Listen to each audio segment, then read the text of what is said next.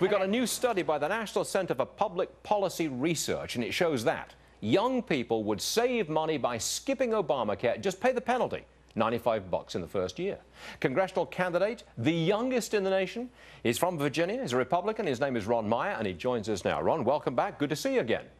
Thanks, Stuart. I appreciate it. Is that accurate, that if a youngster, a 20-something, for example, pays the penalty, $95, forgoes health insurance, they're better off than if they actually went into an Obamacare exchange? Is that accurate?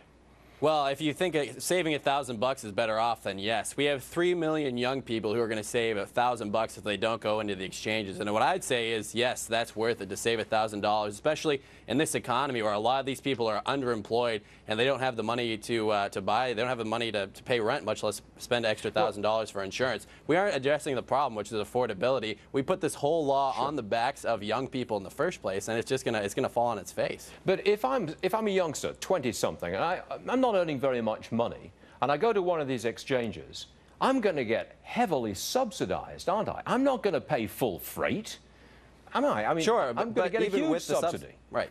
Well, even with the subsidies, the problem is we still have 3 million people who could save $1,000 even with the subsidies included. And the problem is because they'd save so much money, the Obamacare law actually estimates that we'd have 2.7 million young people enter the market. The problem is those estimates are going to be 1 million people short if the people who could save $1,000 don't get in. And that includes the subsidies. So the subsidies help some people, but they don't help, especially when we have an economy like this one where young people, can't find good starter jobs. They're making the $24,000 to $26,000 range, and so they don't qualify for an incredible subsidy, but they have a little bit, but it's still very, very, very expensive. Do you think that the Obamacare and its impact on young people is enough to sway the vote of young people away from the left, away from President Obama, and towards you, young Republicans? Do you think it's that strong?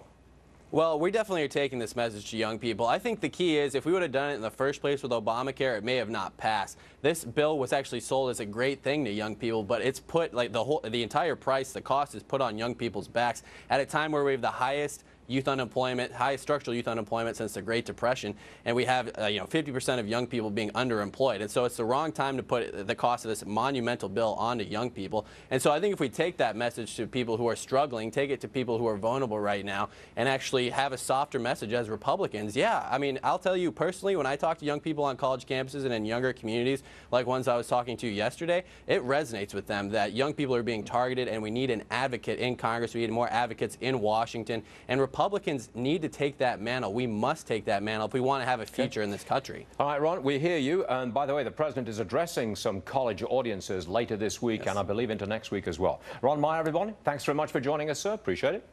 Appreciate it, Stuart. Thank you.